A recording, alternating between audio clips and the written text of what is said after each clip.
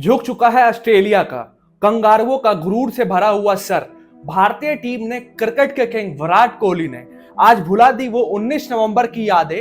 अब कोई नहीं गाएगा, खरा हूं आज भी वही, क्योंकि जो बीत गई सो बात गई। आज लिख दी है भारत ने एक नई कहानी, हरा दिया है सेमीफाइनल में कंगारुओं को। तो आइए सुनते हैं कहानी ऑस्ट्रेलिया से एक था ऑस्ट्रेलिया कैसे बना। ये इतना भी आसान नहीं था, एक एक खिलाड़ियों ने अपना बेस्ट दिया है, पूरी टीम की जीत है ये। इसलिए एक सिरे से देखते हैं क्या हुआ, कैसे भारतीय टीम ने पटका है ऑस्ट्रेलिया को सेमीफाइनल में। एक एक बॉल का मजा था, अंतिम तक ये मैच गया, बूंद बूंद से घरा भरा है इस बार। चाहे रोहित हो, विराट हो, अक्षर हो, या फिर केएल या फिर हार्दिक पांड्या। तो चलिए सबसे पहले बात करते हैं भारत के हीरोज की। इस वीडियो को अंत तक देखना, तभी वो मजा आएगा इस कहानी को सुनने का। जब मुश्किल में थी टीम इंडिया, दांव पर लगी थी 140 करोड़ भारतीय की मेंटल हेल्थ। स्कोर बोर्ड पे एक ऐसा लक्ष्य था जिसका पीछा आज तक आईसीसी के इतिहास में भारतीय टीम ने चेज न करा हो ऑस्ट्रेलिया के सामने। और नहेले पे दहला तो तब हो गया जब चेस करने उतरी भारतीय टीम। रोहित पहले तो ताबड़तोड़ शुरुआत दिलाते हैं, लेकिन पहले 10 ओवर के अंदर भारत के दोनों ओपनर्स को कंगारुओं ने पवेलियन का रास्ता दिखा दिया था। अब यहां से जिम्मेदारी थी विराट और श्रेयस अय्यर के मजबूत कंधे पे, और दोनों ने इसे बखूबी निभाया और बताया चीते की चाल, बाज की नजर, चेज मास्टर किंग कोहली पे कभी भी संदेह नहीं करते। और दोनों ने मिलकर 91 रनों की एक महत्वपूर्ण साझेदारी को अंजाम दिया।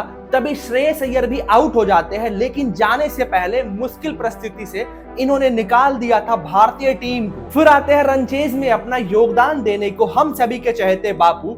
और याद होगा T20 वर्ल्ड कप के फाइनल में टीम लड़खड़ाई थी, वहां भी बापू ने कारनामा किया था, और आज भी वो वही करते हैं। एक तेज गति से रन बनाने वाला चाहिए था ताकि प्रेशर हटे टीम इंडिया से, विराट कोहली से, और वही करते हैं बापू। और जड़ते हैं तनवीर को शानदार छक्का। इनिंग्स भले ही सिर्फ 27 रनों की थी, पर आया था 30 बॉलों पे, और भारत थोड़ा और क्लोज जा पाया टारगेट के, वो भी तेज गति के साथ। फिर यहाँ से जिम्मेदारी थी केएल राहुल और विराट कोहली के ऊपर। दोनों मिलकर मैच को और पास ले गए। विराट इनिंग खेल ही रहे थे, उनका बखूबी साथ निभा रहे थे केएल। विराट से प्रेशर हटा रहे थे, जब जब बड़े शॉट की जरूरत हो तभी लगा भी रहे थे। लेकिन विराट कोहली तभी शॉट मारते हैं मैच को खत्म करने के लिए। 40 रन बचे थे पर वो आउट हो जाते हैं। रास्ता वो दिखा चुके थे, मंच सजा चुके थे, तभी बारी थी मैच को खत्म करने की। और जिम्मेदारी थी यहाँ से हार्दिक और केएल राहुल के कंधे पे। दोनों फूक फूक कर कदम रख रहे थे। अंत के 37 बॉलों पर चाहिए थे 36 रन। फिर लगातार 4 डॉट बॉल, पर ये तूफान से पहले का सन्नाटा था। और तभी उड़ाया हार्दिक पांड्या ने सामने के तरफ और जड़ दिया गगनचुंबी छक्का, और अगले 2 बॉल पर 8 रन। फिर 28 पे 27 चाहिए थे, 4 डॉट बॉल, अब 24 में बचे थे 27 रन। अब स्कोर कार्ड को देखकर ये समझा जा सकता है कि मैच कितना सस्पेंसफुल रहा था। अब ऐसा नहीं था कि मैच यहीं पर खत्म हो चुका था, मैच अब भी फंसा हुआ था। 20 बॉलों में अब भी चाहिए थे भारतीय टीम को जीतने के लिए 24 रन।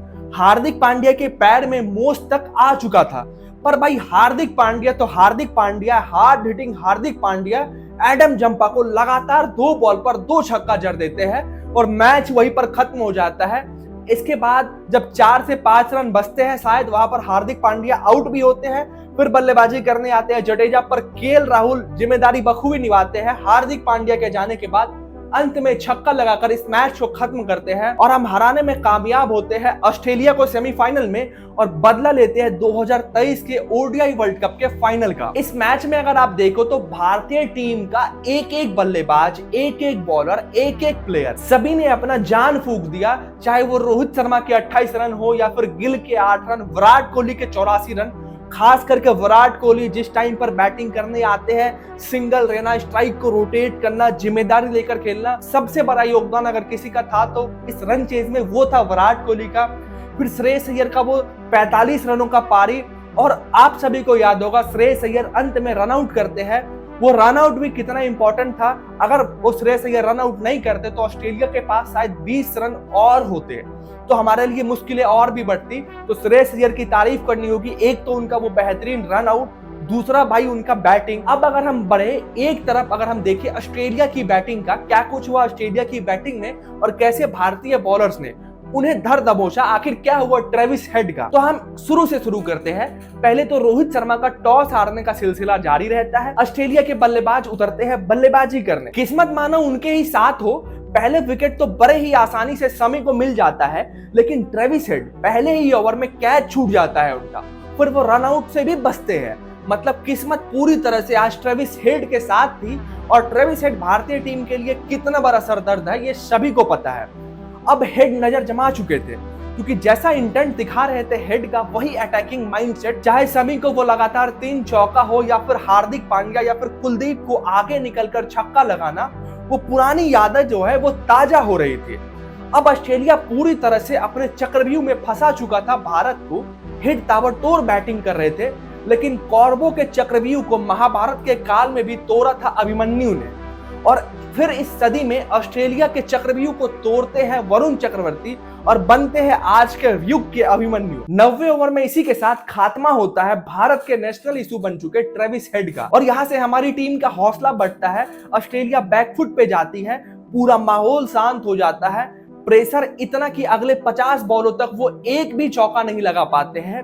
फिर जो बहुत ही इंपॉर्टेंट साझेदारी कर रहे थे स्मिथ और लाबुशेन, सर जडेजा उस साझेदारी को भी तोड़ देते हैं, लाबुशेन को बाहर का रास्ता दिखाते हैं, और फिर जडेजा यही नहीं रुकते, अपने दम पे इंग्लैंड के खिलाफ मैच जितवाने वाले जॉस इंग्लिश को भी बाहर का रास्ता दिखा देते हैं। फिर 198 पे स्मिथ का विकेट बहुत इंपॉर्टेंट विकेट था। ये 73 रनों पे स्मिथ को चलता किया शमी ने, और ये इंपॉर्टेंट इसलिए था क्योंकि अब यहां से सिर्फ 13 ओवर बचे थे और ऑस्ट्रेलिया लगभग 200 के पास पहुंच चुकी थी, और अगर उनके हाथ में विकेट होता तो वो जरूर 300 की तरफ बढ़ने की कोशिश करते। स्मिथ के आउट होने के बाद ही मैक्सवेल आते हैं, बापू पे एक चौका लगाते हैं, फिर बापू भी उनको चलता कर देते हैं। पूरा मोमेंटम शिफ्ट हो चुका था भारत की तरफ। ऑस्ट्रेलिया की टीम ऑल आउट हो जाती है, और अंत में वो थ्रो, श्रेयस अय्यर का वो थ्रो एक काफी काबिले तारीफ रहेगा। जिस प्रकार की वो फील्डिंग किए, जिस प्रकार का उनका वो थ्रो था, उनकी वजह से ऑस्ट्रेलिया कहीं ना कहीं 10 से 15 रन तो एटलीस्ट पीछे रह ही गई। खास करके विराट कोहली, अक्षर पटेल, श्रेयस अय्यर, केएल राहुल, हार्दिक पांड्या, इन सभी ने आज 140 करोड़ भारतीयों का दिल जीत लिया है। इसलिए विराट कोहली को ऐसे ही नहीं क्रिकेट का किंग कहा जाता है। आज उन्होंने इस बात को प्रूव भी किया है, और रोहित शर्मा की कप्तानी की भी तारीफ करनी होगी। जिस प्रकार की वो बॉलिंग चेंजेस कर रहे थे, कब शमी को लाना है, उनको मार पड़ रहा है तो कब उनको चेंज करके वरुण को दिया गया, फिर वरुण आउट करते हैं हेड को, फिर कुलदीप आते हैं पावर प्ले में। मतलब भाई हर कुछ बहुत ही अच्छा गुजरा भारतीय टीम के लिए, भारतीय कप्तान के लिए, और ये मैच हर एक भारतीय को हमेशा याद रहने वाला है। ये उस जख्म का मरहम है जो हम सभी भारतीय को मिला था 19 नवंबर को ओडीआई वर्ल्ड कप के फाइनल में। बाकी आप सभी का क्या कहना है इस मैच के बारे में कमेंट सेक्शन में जरूर बताएं।